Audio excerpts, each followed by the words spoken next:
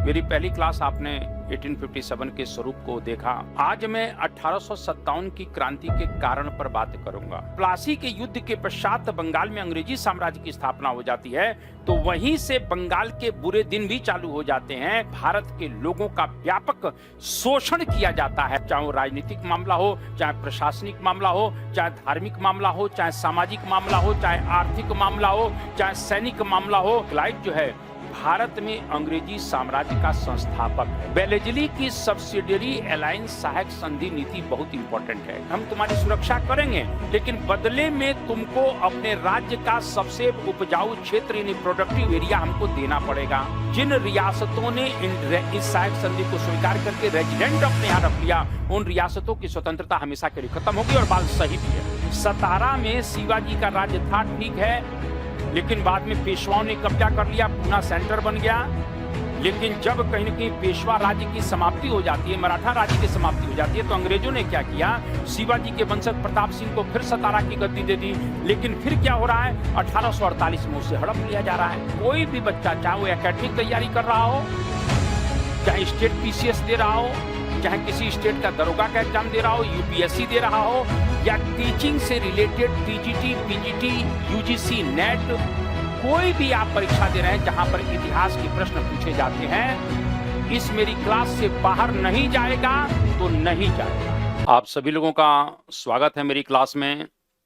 आप सभी लोगों को नमस्कार। आशा करता हूं कि आप लोग स्वस्थ होंगे, मस्त होंगे और अपने लक्ष्य के लिए समर्पित होंगे। कल भी मैंने भरोसा दिलाया था और आज भी मैं कह रहा हूं कि जो मैं क्लासेस दे रहा हूं, जो मैं कंटेंट दे रहा हूं, वो अपने आप में अद्भुत है। और कहीं ना कहीं कंटेंट के मामले में जो भी चीजें मैं आपको कहीं ना कहीं परोस रहा हूं, वो फिर मैं कहना चाहता हूं कि आपको वो चीजें दुर्लभ होंगी। इसीलिए मेरी क्लास को बहुत बेहतर तरीके से एकदम सुनिए और ज्यादा से ज्यादा मेरी इस क्लास को लाइक करें, शेयर करें, और आप अपने ऑफलाइन कमेंट अवश्य दीजिएगा। मेरी पहली क्लास आपने 1857 के स्वरूप को देखा।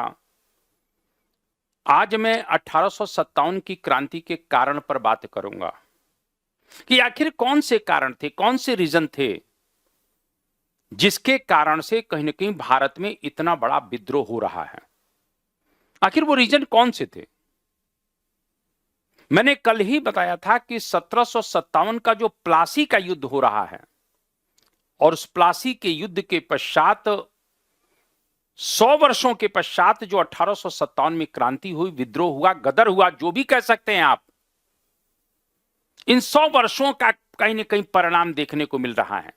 यानी इस 1857 में जो रिवॉल्यूशन देखने को मिलता है, जो क्रांति देखने को मिलती है, जो विद्रोह देखने को मिलता है, उसकी जड़ें 1757 के प्लासी के युद्ध से जुड़ी हुई हैं। क्योंकि मैंने पहले ही कहा था कि प्लासी के युद्ध के पश्चात बंगाल में अंग्रेजी साम्राज्य की स्थापना हो गई, और जब प्लासी के युद्ध के पश्चात बंगाल में अंग्रेजी साम्राज्य की स्थापना हो जाती है, तो वहीं से बंगाल के बुरे दिन भी चालू हो जाते हैं। और कल मैंने कहा था कि इस प्लासी के युद्ध के पश्चात बंगाल के व्यापार और वाणिज्य पर अंग्रेजों का कब्जा पूरी तरह से हो जाता है। और जब बक्सर लड़ते हैं तो उसके पश्चात 1765 में उनको दीवानी मिलती है, और जब दीवानी मिलती है तो बड़े पैमाने पर कहीं ना कहीं अंग्रेजों के द्वारा इस भारत के लोगों का व्यापक शोषण किया जाता है। और वही शोषण हर क्षेत्र की बात कर सकते हैं, चाहे वो राजनीतिक मामला हो, चाहे प्रशासनिक मामला हो, चाहे धार्मिक मामला हो, चाहे सामाजिक मामला हो, चाहे आर्थिक मामला हो, चाहे सैनिक मामला हो। इन सब कुल मिला के सिनारियों ने एक ऐसा सिस्टम फिट कर दिया,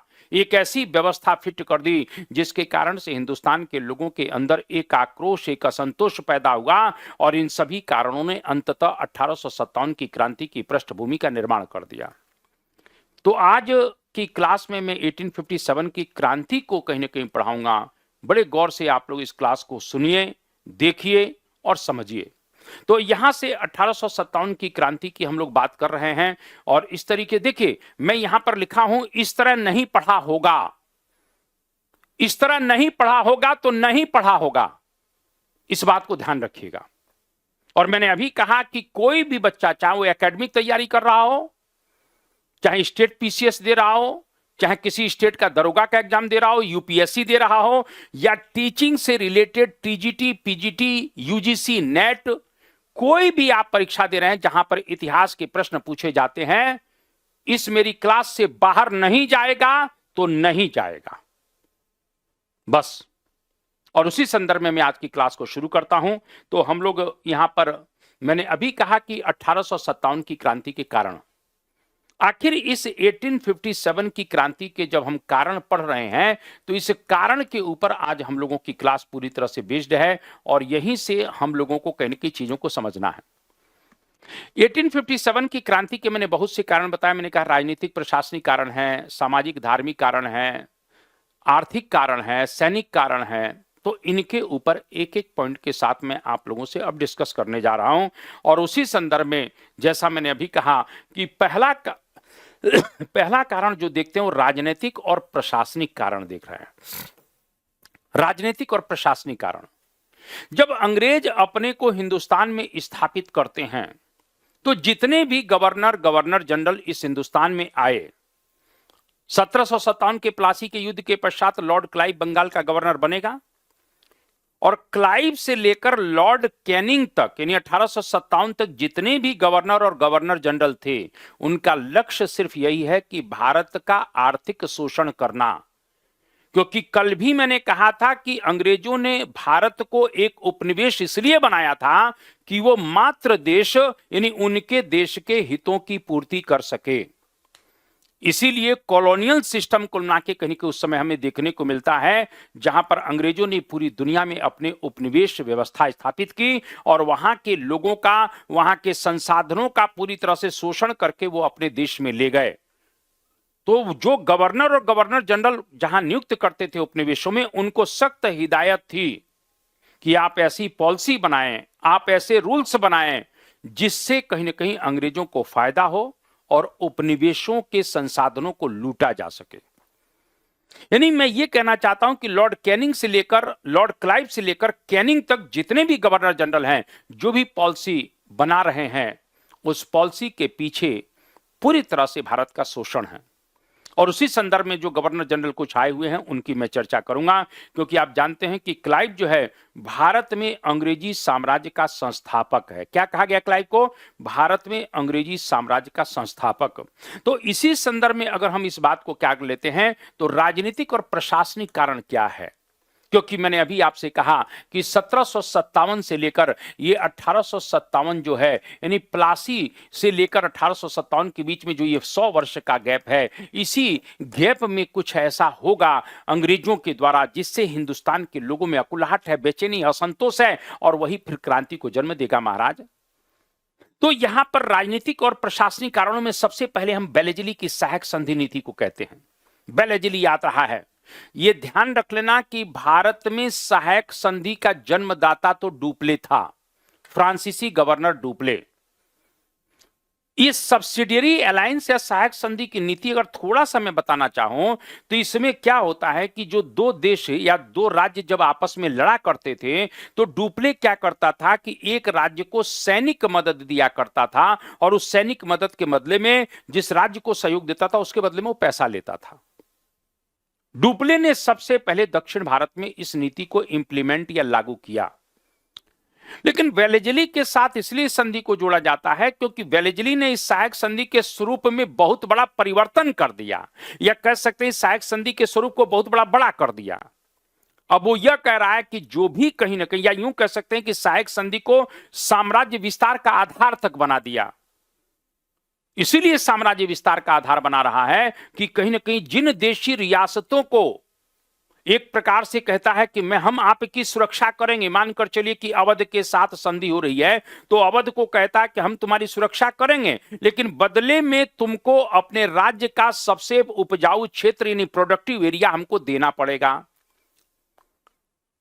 चाहे वो हैदराबाद के निजाम की बात हो, किसी की भी बात हो, जिनसे संधि बेलेजली कर रहा है, बड़े बड़े राज्यों की बात कर रहा हूं, छोटे राज्यों से तो रुपया ले लेता है, लेकिन बड़े राज्यों से कहता है कि तुम्हारी सुरक्षा चाहिए, हम तुम्हारी सुरक्षा करेंगे, आप अपने राज्य का सबसे प्रोडक्टिव एरिया हमको दीजिए, हम वहां से रेवेन्यू वसूलेंगे, यानी हम राजस्व वसूलेंगे और उस राजस्व से एक सेना रखेंगे और वो सेना आपकी सुरक्षा करेगी। आप देखिए महाराज कितना जो है कुलना के बुद्धिमान व्यक्ति है कि वो कह रहा है कि हम तुम्हारा क्षेत्र ले लेंगे, तुम्हारे क्षेत्र से राजस्व वसूलेंगे और उसके लिए सेना वहीं रखेंगे।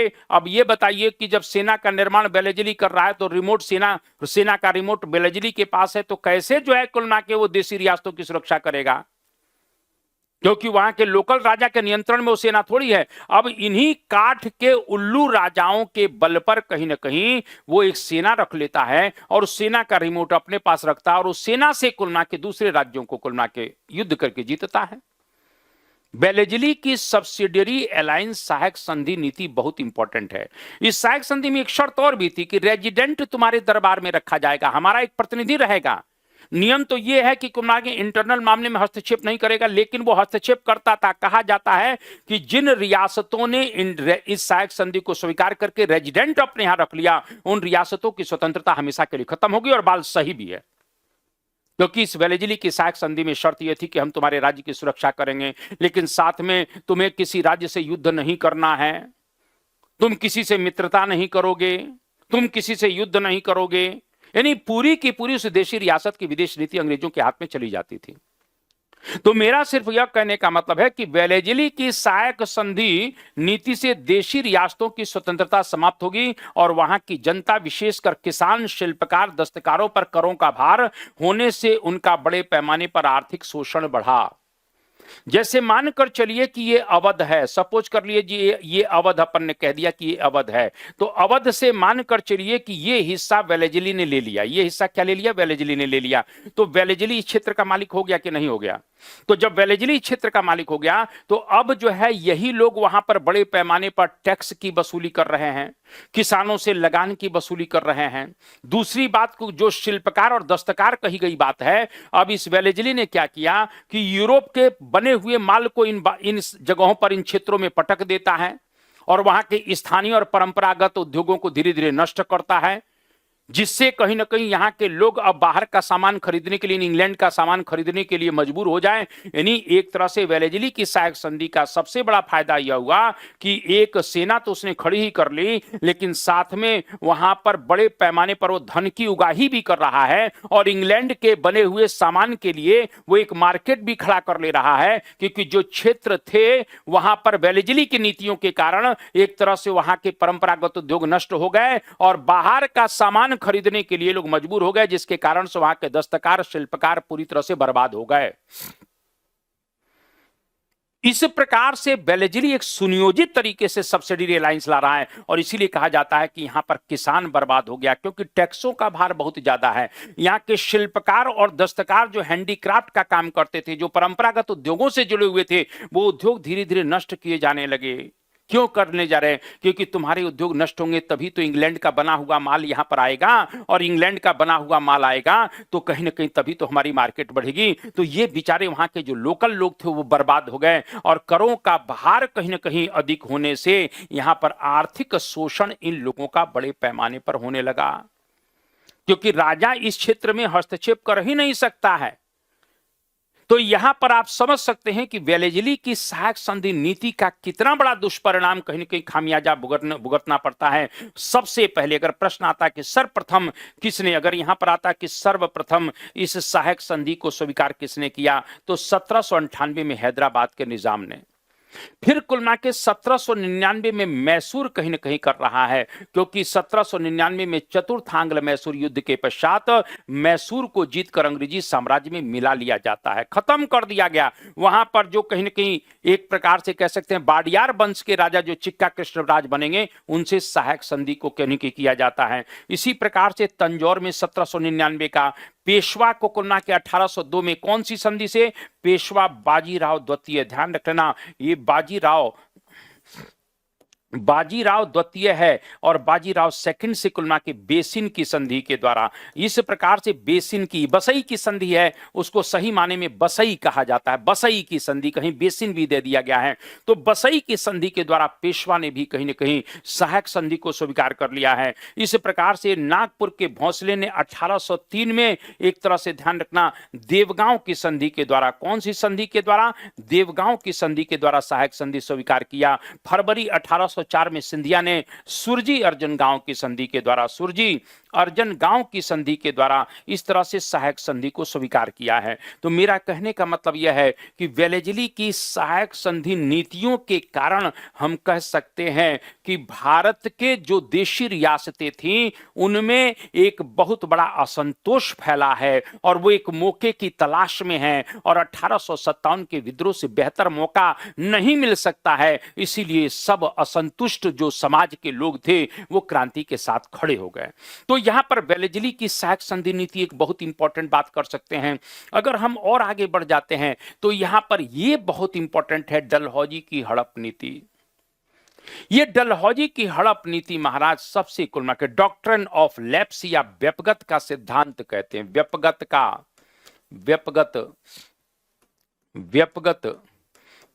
सिद्धांत, तो ये व्यपगत का सिद्धांत कह सकते हैं। ध्यान रखिएगा, doctrine of lapse, doctrine of lapse कह सकते हैं। तो डॉक्ट्रिन ऑफ लैप्स या व्यपगत का सिद्धांत यहां पर समझने की बहुत इंपॉर्टेंट बात है।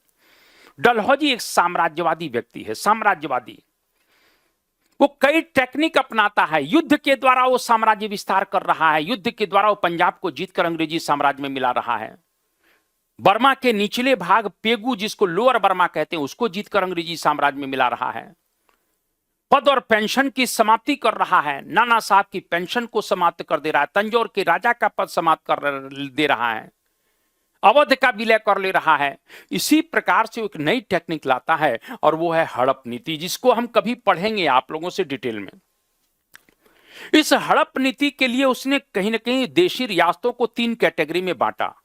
पहली कैटेगरी में तो उसने रखा कि जिन्होंने कभी भी अंग्रेजों की अधीनता स्वीकार नहीं की, उनको कहा कि भाई आप लोग स्वतंत्र हैं, आप लोग स्वतंत्र हैं अपना कुल के पुत्र प्राप्त करने के लिए। नहीं, जो दत्तक पुत्र हैं, पहले क्या होता था, महाराज के राजा महाराजाओं के लड़के होते थे, नहीं होते थे, जिनके नहीं होते तो कहीं के दत्तक पुत्र ले लेते थे, अडॉप्ट कर लेते थे।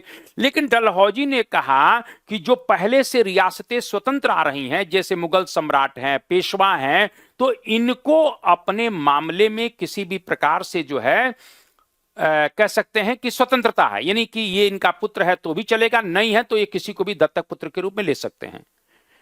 दूसरी उसने क्राइटेरिया बनाया, दूसरा उसने वो बनाया जो मुगल सम्राट या पेशवाओं की अधीनता में रहते थे, जैसे मान के चलिए मुगल सम्राट के अंडर में जो अवध के लोग थे, हैदराबाद के निजाम के लोग थे, या कह सकते हैं पेशवा के अंडर में जो सिंधिया भोसले वगैरह थे, इनको यह कहा गया कि जब अगर आपका स्वयं का पुत्र है तो गद्दी पर बिठाल दीजिए, लेकिन अगर दत्तक पुत्र लेना है, दूसरे का लेकर गद्दी पर बिठालना है, तो आपको अंग्रेजों से अनुमति लेनी ही पड़ेगी। और लगभग इनको भी अनुमति मिल जाती थी, यानी दूसरी कैटेगरी में जो राजा थे उनको भी अनुमति लगभग मिल जाती थी। ये दोनों बातें हो गई।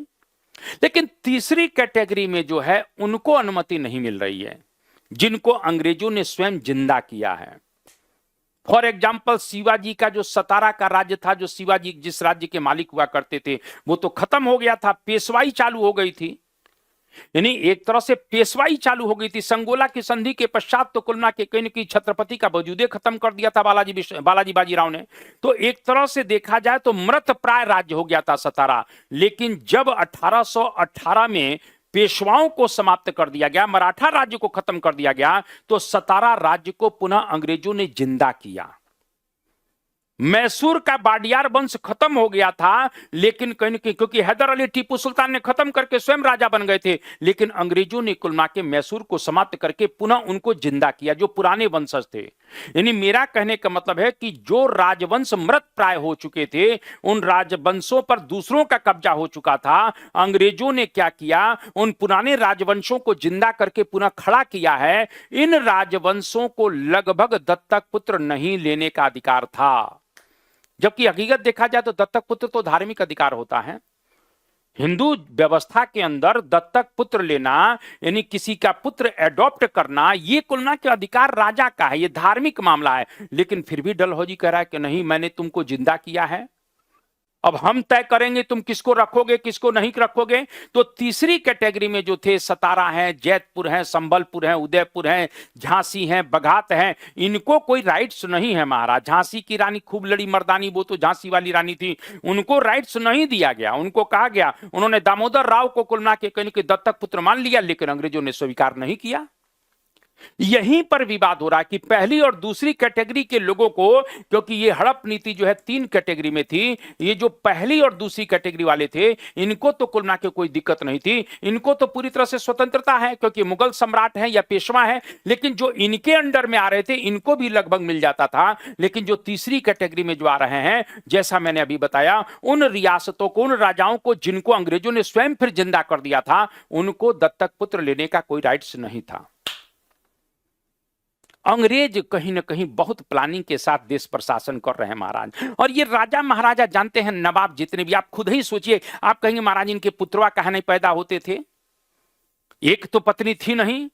इन राजाओं की महाराज सैकड़ों पत्नियां हुआ करती थी, नवाबों की सैकड़ों पत्नियां हुआ करती थी महाराज, लेकिन इनको शौक दूसरा लगा था ना महाराज। दिक्कत तो ये आ रही है, इनको जो शौक लगा था वो दूसरा वाला लगा था। आप समझ रहे हैं हम क्या कहना चाहते हैं, नहीं बोलना चाह रहे हैं। इसीलिए इन राजाओं महाराजाओं नवाबों के पुत्र नहीं हो पाते थे।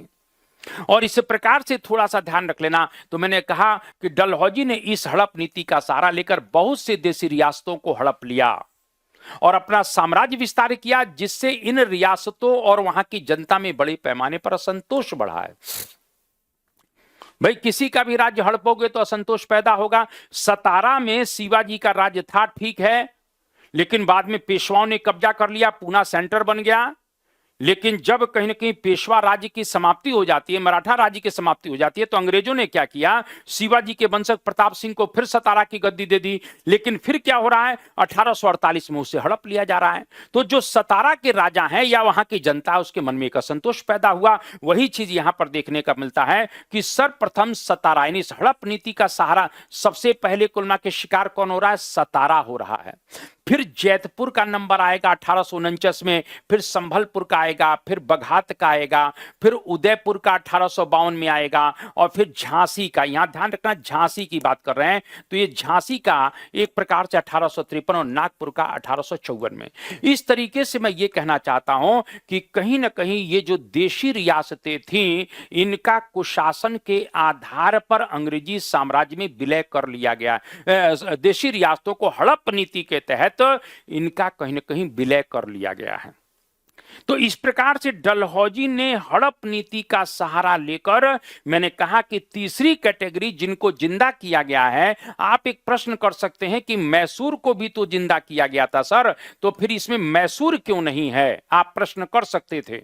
इसीलिए क्योंकि मैसूर, थोड़ा सा ध्यान रखना, क्योंकि मैसूर में शुरुआत में बाडियार वंश का शासन था, लेकिन बाद में हैदर अली ने मैसूर पर कब्जा करके और वहां के राजा को मार मूर के कुलमा के गद्दी पर बैठ गया। लेकिन जैसे ही 1799 में बेलेजली आएगा, मैसूर का युद्ध लड़ेगा, टीपू की हत्या करेगा, मैसूर पर कब्जा करेगा, और उसके बाद इसी बाडियार वंश का एक लड़का है जिसका नाम है चिक्का कृष्णराज। क्या नाम है, चिक्का कृष्णराज। इसको सत्ता सौंप देगा, लेकिन कैसे सौंपेगा, पूरा का पूरा मैसूर कब्जा कर लेगा महाराज, एक छोटा सा क्षेत्र दे देगा। लेकिन मैसूर पहले ही हड़पा जा चुका था।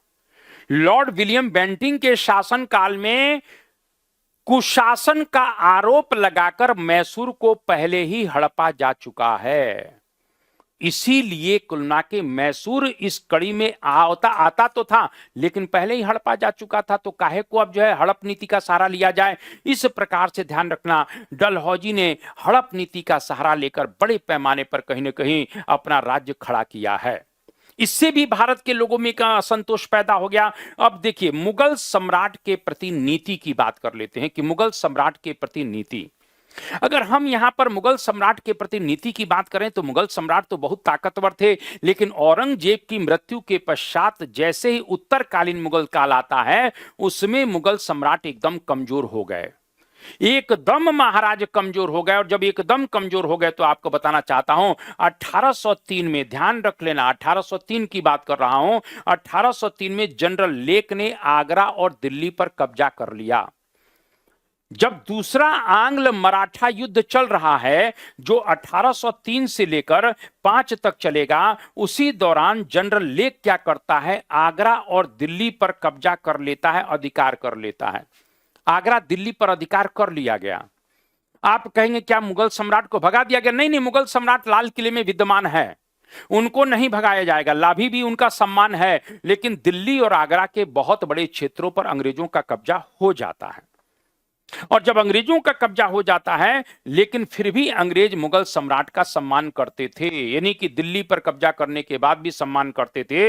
यहां तक कि मुगल सम्राट भी गवर्नर जनरल को अपना प्रिय पुत्र कह रहा है, यानी गवर्नर जनरल को अपना प्रिय पुत्र कहता है, वफादार सेवक कहता है। अंग्रेज तो शुरू में मिमिया रहे थे कि कह लो प्रिय पुत्र, वफादार सेवक, तुम हमको सेवक बना रहे हो, कल तुमको हम सेवक बनाएंगे, इस बात को सोच लेना। लेकिन मुगल सम्राट तो अपने अहम में मरे जा रहे थे, वो अहम के बहम में थे, और इस प्रकार से धीरे धीरे मुगल सम्राट को कुलना के खोखला करते करते इस प्रकार से कहीं न कहीं दिल्ली का लाल किला अंग्रेजों ने खाली करवा लिया।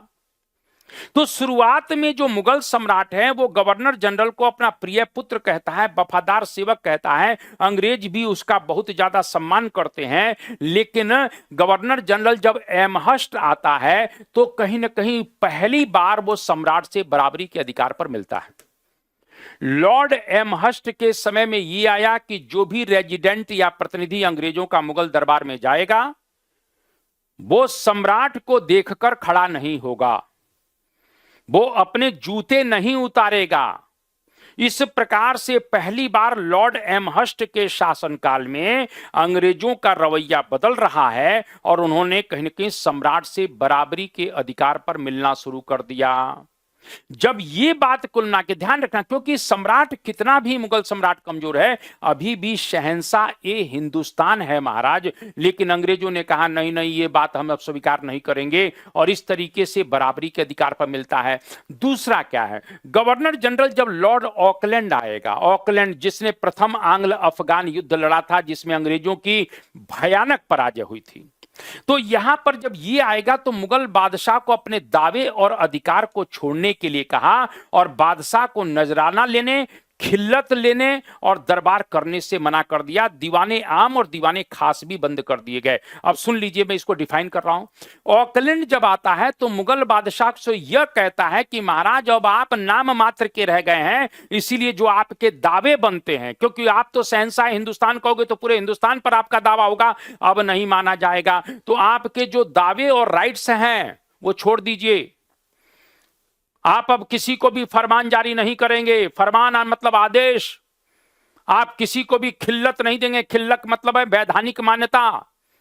भाई मुगल सम्राट को यह अधिकार है ना कि मैं खिल्लत दे रहा हूं। एक वैधानिक पोशाक होती थी, उस पोशाक को पहनाकर किसी को कोई पद दे दिया जाता था, कोई अधिकार दे दिया जाता था, कोई जागीर दे दी जाती थी।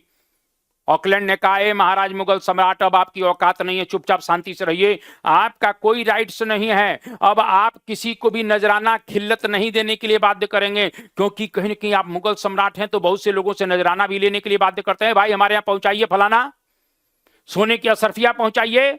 लेकिन अब ना तो आप किसी से नजराना लेने का अधिकार रखते हैं, ना किसी को नजराना या फरमान भेजने का अधिकार है, और ना ही किसी को खिल्लत यानी कोई पदवी देने का भी आपको अधिकार नहीं है। अब आप किसी को वैधानिक पोशाक पहनाकर उसको मान्यता नहीं देंगे, आप कोई जागीर नहीं देंगे। यानी एक प्रकार से मुगल सम्राट का जो कहने के अधिकार था वो ऑकलैंड ने पूरी तरह से समाप्त कर दिया। यहां तक ऑकलैंड मानता नहीं है, वो कहता आप अपना दीवाने आम और दीवाने खास भी बंद कर दीजिए। दीवाने आम और दीवाने खास का मतलब क्या है बाबू? इसका मतलब है दीवाने आम मतलब शाही दरबार। अब मुगल सम्राट कोई भी शाही दरबार नहीं लगाएंगे, कोई भी शाही उत्सव नहीं मनाएंगे जिससे यह लगे कि आप मुगल सम्राट हैं। और दीवाने खास का मतलब है अब आपका कोई मंत्रिमंडल नहीं है, कोई खासदार लोग नहीं है जिनके साथ आप बैठकर सम्राट की तरह खास विचार विमर्श करेंगे। क्योंकि दीवाने खास एक ऐसी जगह हुआ करती थी जहां पर सम्राट लोग अपने बहुत खासम खास लोगों के साथ मिलकर विचार विमर्श किया करते थे। वो दीवाने खास होती थी, परामर्श किया करते थे, और दीवाने आम शाही दरबार होता है। ऑकलैंड ने कहा आप ना तो अब अपना दीवाने आम करा चलाएंगे, ना शाही दरबार, और ना ही दीवाने खास, और ना ही कोई शाही उत्सव। इस प्रकार से ऑकलैंड ने धीरे धीरे सम्राट को अपमानित करना शुरू कर दिया। वही सम्राट जो गवर्नर जनरल को कभी कहता था आप मेरे वफादार सेवक हैं, आप मेरे प्रिय पुत्र हैं, लेकिन आज अंग्रेजों का कद धीरे धीरे बढ़ने लगा। और जब अंग्रेजों का कद बढ़ रहा है तो अंग्रेजों ने कुल मिला के कोई न कोई लतियाना शुरू कर दिया मुगल सम्राट को, दिल्ली आगरा पर अधिकार कर लिया। उसके बाद एमहर्स्ट कहता है कि महाराज आप आओगे तो हम खड़े नहीं होंगे दरबार में, आपके सम्मान के लिए बराबरी पर मिलेंगे। और लॉर्ड ऑकलैंड तो आता है तो कहता है सम्राटवा अब दीवाने आम नहीं चलेगा, दीवाने खास नहीं चलेगा, कोई शाही उत्सव नहीं चलेगा, कोई खिल्लत आप किसी को नहीं दोगे। इस प्रकार से मुगल सम्राट के ऊपर अंग्रेजों ने जो शिकंजा कसा उससे भी कहीं ना कहीं भारत के लोगों में एक नाराजगी थी, एक असंतोष था। क्योंकि आप राजनीतिक कारणों को पढ़ रहे हैं तो आपको वेलेजली की नीति मालूम होना चाहिए कि वेलेजली की नीति का क्या इंपैक्ट पड़ रहा है। डलहौजी की हड़प नीति का आप बताइए, महाराज किसी राज्य को हड़प लेंगे कि आपका स्वयं का पुत्र नहीं है, आप राज्य हम ले लेंगे, जबकि धार्मिक वो मामला है, वो कहीं ना कहीं उसको किसको राजा बनाएगा किसको नहीं बनाएगा वो राजा का काम था। लेकिन अंग्रेजों ने शक्ति के बल पर कुल मिलाकर उनके राज्य को हड़पा।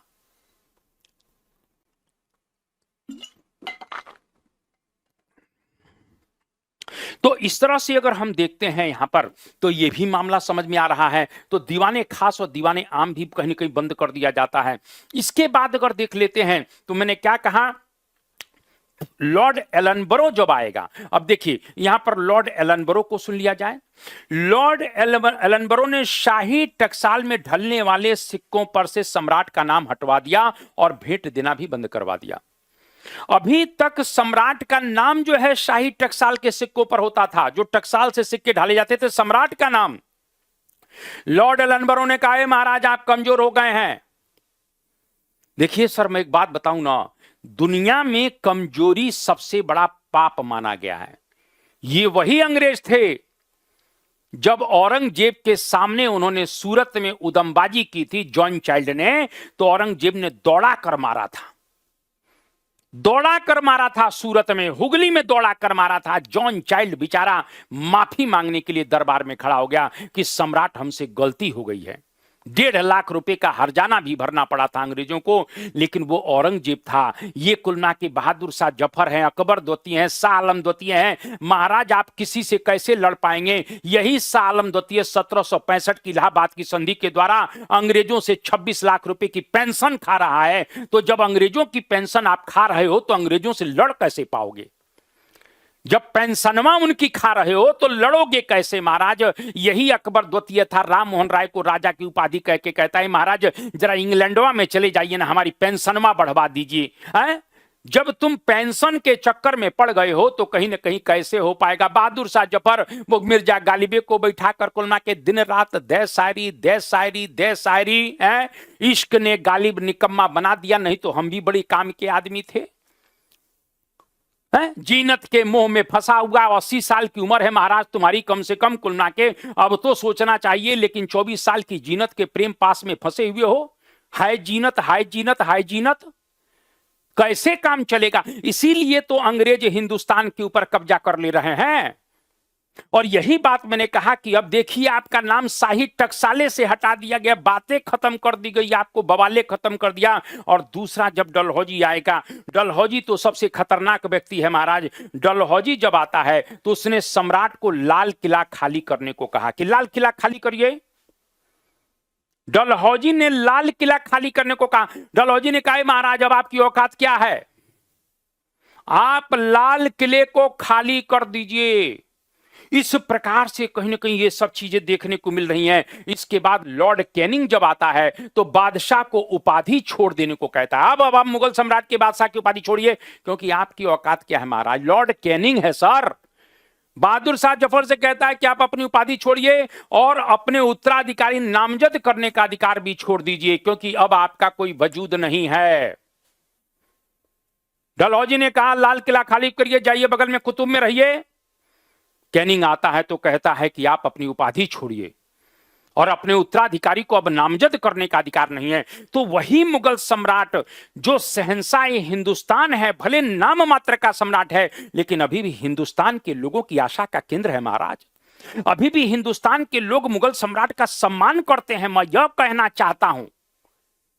इसीलिए आप देखिए कि 10 मई को जब कहीं न कहीं मद्रास में विद्रोह होता है तो सब सैनिक कुल नाके भागकर दिल्ली पहुंचते हैं, क्योंकि दिल्ली आशा का केंद्र है। लेकिन वह मुगल सम्राट खत्म हो चुका है महाराज। उस मुगल सम्राट को अंग्रेज लतिया रहे हैं महाराज। कोई कह रहा है किला खाली कर दो, कोई कह रहा है पद खाली कर दो, शाही टकसाल से नाम हटा दो। दरबार उस बेचारे का बंद कर दिया गया, अकेले में मिर्जा गालिब के साथ हुक्का पानी खींच रहा है। इस प्रकार से जब मुगल सम्राट का अपमान किया जाता है तो हिंदुस्तान के लोगों में एक आक्रोश है, क्योंकि मुगल सम्राट आज भी कुल ना के हिंदुस्तान के लोगों का सिरमौर बना हुआ था। लेकिन हिंदुस्तान के लोगों ने जब देखा कि मुगल सम्राट का बहुत ज्यादा अपमान कर रहे हैं, तो मुगल सम्राट के प्रति कुल ना के लोगों के प्रति आज भी सिंपैथी थी, हमदर्दी थी, और उनमें एक जनता में असंतोष पैदा हुआ जिसने क्रांति को जन्म दे दिया। क्योंकि यहां पर आप देख सकते हैं सम्राट मानते थे, यानी जो ये काम अंग्रेज मुगल सम्राट के प्रति कर रहे हैं, इससे भारत के लोगों के मन में बादशाह को अपना सम्राट मानते थे, उनमें असंतोष का भाव पैदा हुआ। और जब असंतोष का भाव पैदा हुआ तो क्रांति का जन्म हो गया।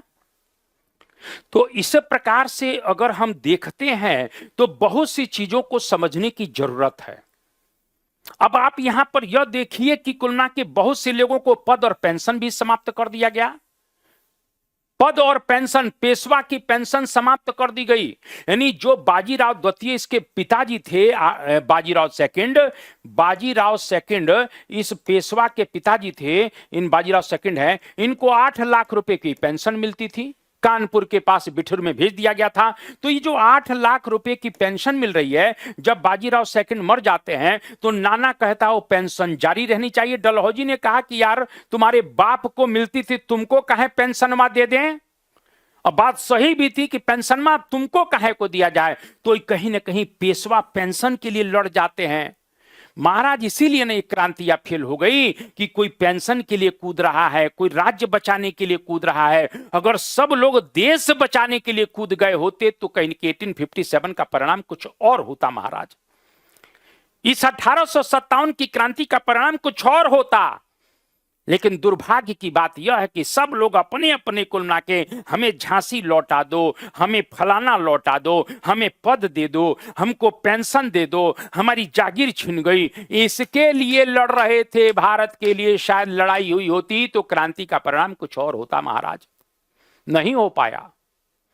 तो यहां पर थोड़ा सा ध्यान रखिएगा, पेशवा की पेंशन समाप्त कर दी जाती है, तंजौर के राजा की उपाधि समाप्त कर दी गई। 3 लोगों के मन में असंतोष है कि भाई हम राजा जी बन नहीं पा रहे हैं, भले अंग्रेजवा का जूता पोंछ रहे हैं लेकिन हम राजा जी नहीं बन पा रहे हैं, हमें राजा जी बनना है। और इसीलिए पद और पेंशन की समाप्ति से भी बहुत से लोगों के मन में एक असंतोष पैदा होता है।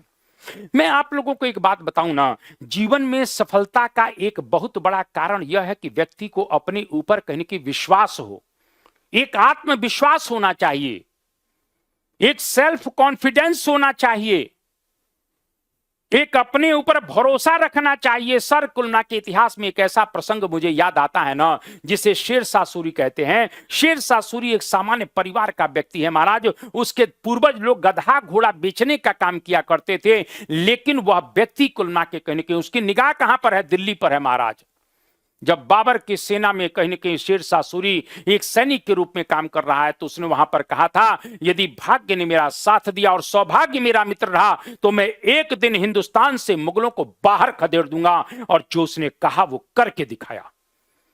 जो उसने कहा सर, करके दिखाया। मैं यह कहना चाहता हूं, इसीलिए जीवन में आपने जो कहीं न कहीं मिशन बना रखा है, उसको हर हाल में हमको क्रैक करना है।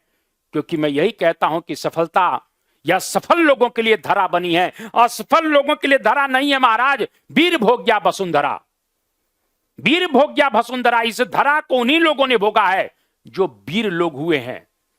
द्रौपदी का वर्ण किसी कायर ने नहीं किया था महाराज, द्रौपदी का वर्ण अर्जुन ने किया है। आप यहीं से समझ लीजिए मैं कहना क्या चाहता हूं। बहुत से लोग सपना देखते हैं, हमको वो मिल जाए, हमको ये मिल जाए, फलाना मिल जाए, तुम्हारी ऐसी की तैसी मिल जाए। जब तक तुम अपनी क्वालिटी को नहीं बनाओगे, जब तक तुम अपने को योग्य नहीं बनाओगे, तब तक आपको कुछ मिलने वाला नहीं है। सर, मैं ये कहना चाहता हूं कि असफल लोगों को दुनिया नकारती है सर, लेकिन सफल लोगों के पीछे दुनिया भागती है। कुछ ऐसा हंगामा तुम लोग भी दुनिया में कर जाओ कि जो तुमको देखना भी पसंद नहीं करते थे, वो तुम्हारी एक झलक पाने के लिए तरस जाएं। कुछ ऐसा हंगामा दुनिया में कर दो यार, जो तुम्हें देखना पसंद नहीं करते थे, वो तुम्हारी एक झलक पाने के लिए तरस जाएं। कुछ ऐसा हंगामा हो जाए, तब जाकर काम बनेगा। नहीं तो कुल मिला के म्यू म्यू करके जिंदगी चली जाएगी यार, क्या मतलब है। यहां पर थोड़ा सा ध्यान रख लेना। तो यहां तंजौर के राजा की उपाधि समाप्त करना आदि, इससे भी लोगों में असंतोष है। अब आगे बढ़ जाते हैं। ये क्या है? अवध का विलय। अब देखिए, ये बहुत बड़ा गलत काम किया गया। अवध का विलय, कहते हैं कि डलहौजी के शासनकाल की जो सबसे बड़ी भूल हो गई थी, वो अवध का विलय थी। 1856 में जो अवध का विलय हुआ, वो डलहौजी के शासनकाल की सबसे बड़ी भूल मानी जाती है। अवध शुरू से ही अंग्रेजों का मित्र रहा है। 1765 में इलाहाबाद की जो दूसरी संधि हुई थी शुजाउद्दौला से, 16 अगस्त 1765 को क्लाइव से, उस संधि में यह कहा गया था कि अवध की सुरक्षा का भार अंग्रेजों के पास रहेगा, यानी हम सुरक्षा करेंगे, बदले में आप हमको पैसा दीजिएगा। यानी अवध हमेशा अंग्रेजों की हर संधि का पालन करता है और अंग्रेजों के प्रति स्वामी भक्त बना रहता है। इसीलिए अवध को दुधारू गाय के नाम से भी जाना जाता है। दुधारू गाय, अवध को दुधारू गाय कहा गया है महाराज। गाय का स्वभाव होता है कि अगर घर में कुलना के कहीं ना कहीं अगर दूध नहीं है तो गाय को बुलाइए, पुचकारिए महाराज, 2 बार खींचिए, लोटा भर गया, चाय बना लीजिए, चकाचक काम हो जाएगा। लेकिन दुर्भाग्य तो यह है कि अब गाय पालता कौन है महाराज? अब सब लोग हाई फाई हो गए हैं, अधिकारी बन गए हैं, तो अब कुत्ता पाला जा रहा, टॉमी शेरू।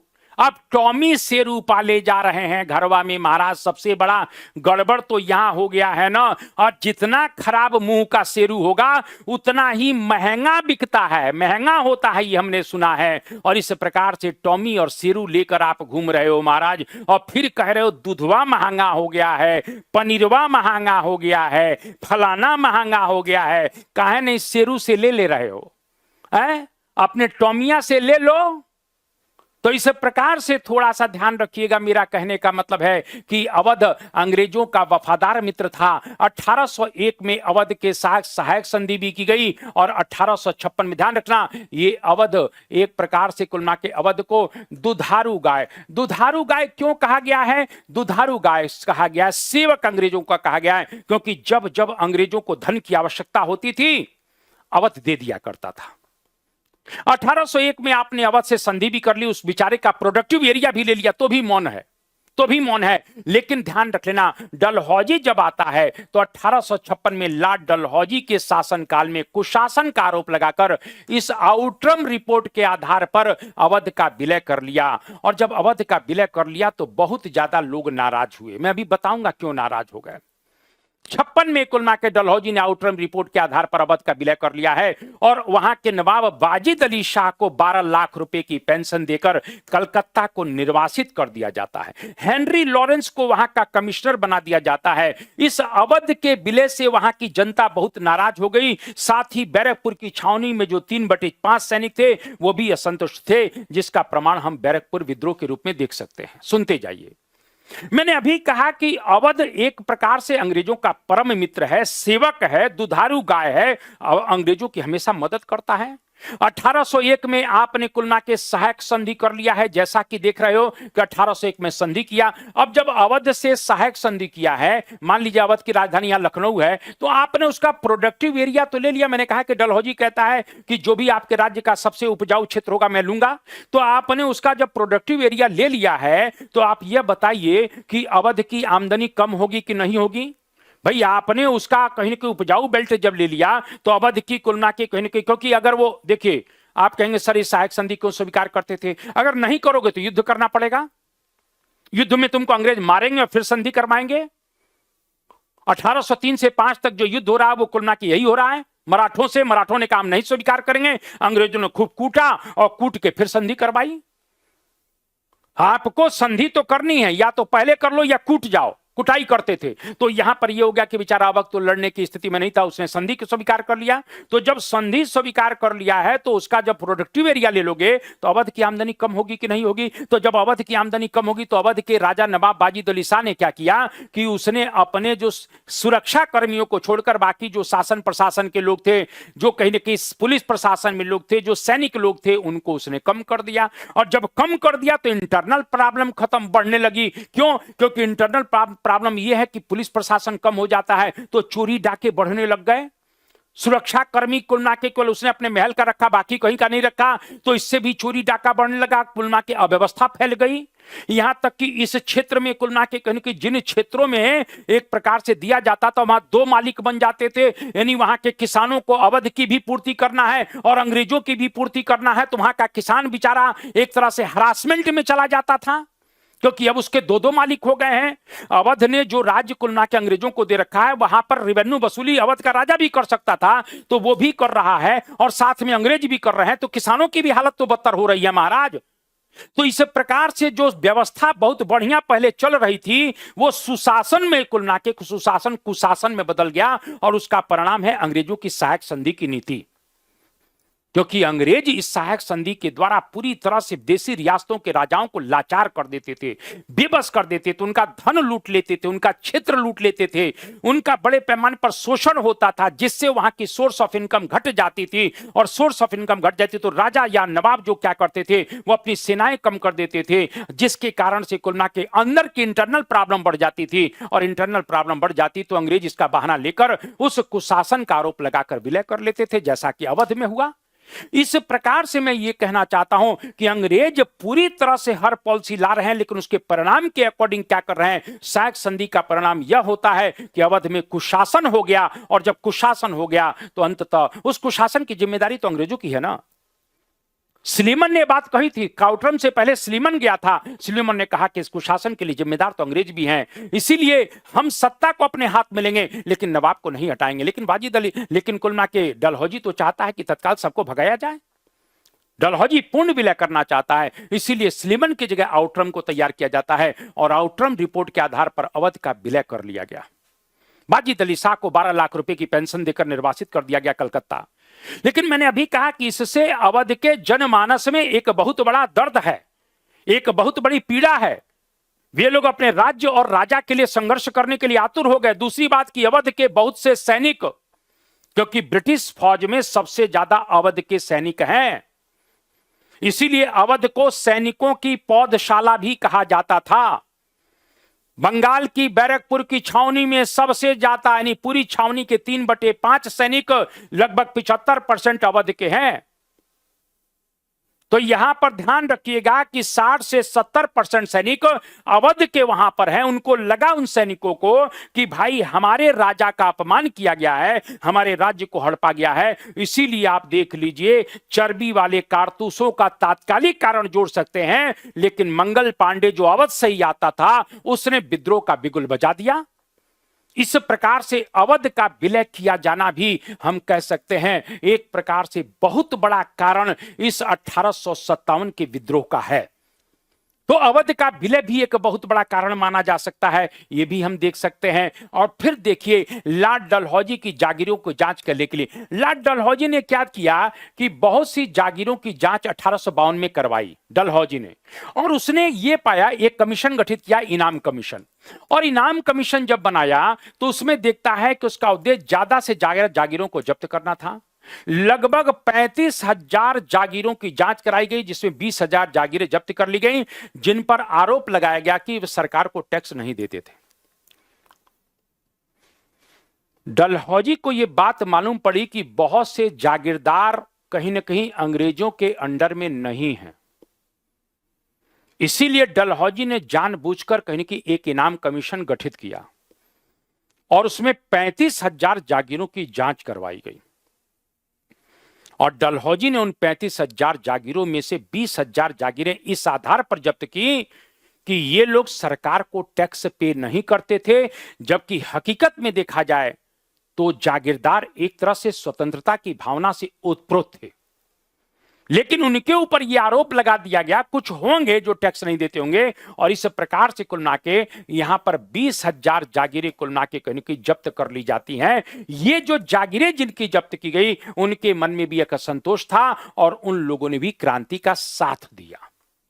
यहां पर अगर बात कर लेते हैं तो पदों को प्राप्त करने में प्रजातीय आधार पर भेदभाव, बिल्कुल अंग्रेज शुरू से ही कहते हैं कि जो अंग्रेज होते हैं वो श्रेष्ठ प्रजाति के लोग होते हैं, इसीलिए भारतीयों के साथ प्रजातीय आधार पर शुरू से ही भेद रखा गया है। चाहे वो पद को प्राप्त करने में की बात हो चाहे अन्य बातों में हो, सबसे कुल ना के अंग्रेज जो है भारतीयों को हीन मानते थे, इनका भेदभाव रहता था। वे उच्च पदों पर सिर्फ भारतीयों का चयन होता था, पदों का यूरोपीयकरण पूरी तरह से कर दिया गया। पदों का यूरोपीयकरण का मतलब है जो बड़े पद होंगे, जो उच्च पद होंगे, वो सिर्फ अंग्रेजों के लिए रिजर्व किए जाएंगे। यहां तक कि वेतन और सुविधाओं में भी भारतीय यूरोपीय सैनिकों में बड़ी असमानता थी। यानी कि वेतन की बात करें, कहीं की सुविधाओं की बात करें, बड़ी असमानता है। एक भारतीय बहुत बड़ा पद प्राप्त कर सकता था तो सूबेदार पा सकता था, उसको 60-70 रुपए वेतन मिलता था, लेकिन उसी पद पर अगर अंग्रेज है तो उसको 200 रुपए तक वेतन मिल रहा है। मेरा सिर्फ कहने का मतलब है कि कहीं ना कहीं अंग्रेज प्रजातीय आधार पर भारतीयों से बहुत अधिक घृणा कर रहे हैं। इससे भी भारतीय लोगों के मन में एक असंतोष पैदा हुआ है। जैसा कि आप जानते हैं कि भारतीयों को कुल मिला के कुत्ते की उपमा दी जाती थी, उनको सार्वजनिक स्थानों पर, चाहे वो कुल मिला के होटल हो, पार्क हो, बैठने नहीं दिया जाता था, प्रवेश नहीं करने दिया जाता था, प्रथम श्रेणी के डिब्बे में बैठना नहीं दिया जाता था। इसी प्रकार से मैंने अभी कहा कि वेतन और सुविधाओं में भी बड़े पैमाने पर असमानता थी। इन सभी कारणों से भारतीयों के मन में एक असंतोष है और इसीलिए भारतीय भी अंग्रेजों के प्रति घृणा का भाव रखते हैं, और इसी ने कुल मिला के कहीं उनके मन में एक असंतोष जो पैदा किया, उसको मौके की तलाश थी और 1857 की क्रांति ने मौका दे दिया। तो इस प्रकार से देखा जाए तो ये प्रजातीय आधार पर जो भेदभाव किया जा रहा है, ये भी एक तरह से इस क्रांति का बहुत बड़ा कारण है, ये भी हम कह सकते हैं। देखिए कुछ स्टेटमेंट भी इस समय ऐसे आ रहे हैं जिससे भी भारत के लोगों में एक बहुत बड़ा संतोष है। चार्ल्स नेपियर क्या कहता है, यदि मैं 12 वर्ष के लिए भारत का बादशाह बन जाऊं तो भारत में एक भी भारतीय नरेश नहीं रहेगा। इसका मतलब क्या है? इसका मतलब है कि तुम सब राजा और राजाओं को खत्म करके कुल मिला के पूरा का पूरा कमांड करना चाहते थे। चार्ल्स नेपियर के स्टेटमेंट ने लोगों में बहुत असंतोष बढ़ाया है। चार्ल्स नेपियर कहता है यदि मैं भारत का बादशाह बन जाऊं 12 वर्ष के लिए तो एक भी भारतीय नरेश नहीं रहेगा, निजाम का नाम भी कोई नहीं सुनेगा। हैदराबाद के निजाम की बात करता है और नेपाल हमारा रहेगा। इन वक्तव्यों ने भी भारत के लोगों में असंतोष पैदा किया। इस प्रकार से मैं यह कहना चाह रहा हूं कि कहीं ना कहीं ये जो राजनीतिक कारण थे, जो प्रशासनिक कारण थे, इन कारणों ने भारत के लोगों में एक बहुत बड़ा असंतोष पैदा कर दिया है। आप यह देखिए, अगर शिक्षा नीति की भी बात कर लें तो शिक्षा नीति में भी अगर देखें तो बड़े पैमाने पर भेदभाव है। कहीं ना कहीं आप मैकाले रिपोर्ट ही उठाकर देख लीजिए तो आप पाश्चात्य शिक्षा को बढ़ावा दे रहे हैं, आप अंग्रेजी शिक्षा को बढ़ावा दे रहे हैं, अंग्रेजी शिक्षा को बढ़ावा दे रहे हैं। तो इस प्रकार से क्या हो रहा है, इस तरीके से देखा जाए तो हमारी जो शिक्षा व्यवस्था थी, जो हमारी भाषाएं थी, उनको आपने डिग्रेड किया। आपने हमारी वर्नाक्युलर भाषा या देसी भाषा में हमको शिक्षा नहीं दी, आपने अंग्रेजी भाषा में दिया। आपने कुल मिला के अपनी शिक्षा, पाश्चात्य शिक्षा को हमारे ऊपर थोपा। यहां तक कि आपने हर जगह अब अंग्रेजी लागू कर दिया है। न्यायालयों की भाषा पहले फारसी हुआ करती थी, अब आपने अंग्रेजी कर दिया। इन सब मामलों से भी हम कह सकते हैं कि भारत के लोगों के अंदर एक असंतोष पैदा होता है। और इन्हीं सब राजनीतिक कारणों ने जब कुल मिला के एक जगह समाहित हो गए, चाहे वो अवध के विलय की बात आ जाए, चाहे डलहौजी की हड़प नीति की बात आ जाए, बेलेजली की सहायक संधि की नीति आ जाए, कहीं न कहीं मुगल सम्राट के प्रति कहीं न कहीं एक तरह से अपमान करने की नीति आ जाए, और या यूं कह सकते हैं कि प्रजाति आधार पर भेदभाव की बात आ जाए, किन सभी कारणों ने भारत के लोगों के मन में एक असंतोष पैदा किया, एक अकुलाहट पैदा की, और इसी असंतोष और अकुलाहट ने अंततः कुल मिलाकर 1857 की क्रांति को जन्म दे दिया। तो आज हम कारण पढ़ रहे थे और इसमें एक राजनीतिक कारण हमने पढ़ा है, अभी बहुत से कारण हैं। मैं बस यही कहूंगा बेटा कि आप लोगों को मेरी क्लास कैसी लगती है, जरा ऑफलाइन कमेंटवा दबा कर करिएगा, दबाकर ऑफलाइन कमेंट करिए, लाइक करिए, शेयर करिए, चैनल को सब्सक्राइब जरूर करिए। मेरा यह कहने का मतलब है, इसीलिए आप लोग हर हालत में मेरी क्लास के साथ जुड़िए। मैं इसी प्रकार से आप लोगों को बेहतर कंटेंट कहीं ना कहीं परोसता रहूंगा, और हम कहीं ना कहीं एक मिशन पर निकल चले हैं, जैसा कि मैंने कल कहा था। लेकिन हमेशा कुल मिला के कहीं ना कहीं एक प्रकार से मोटिवेटेड रहिए, जुनूनी रहिए, नशे में रहिए।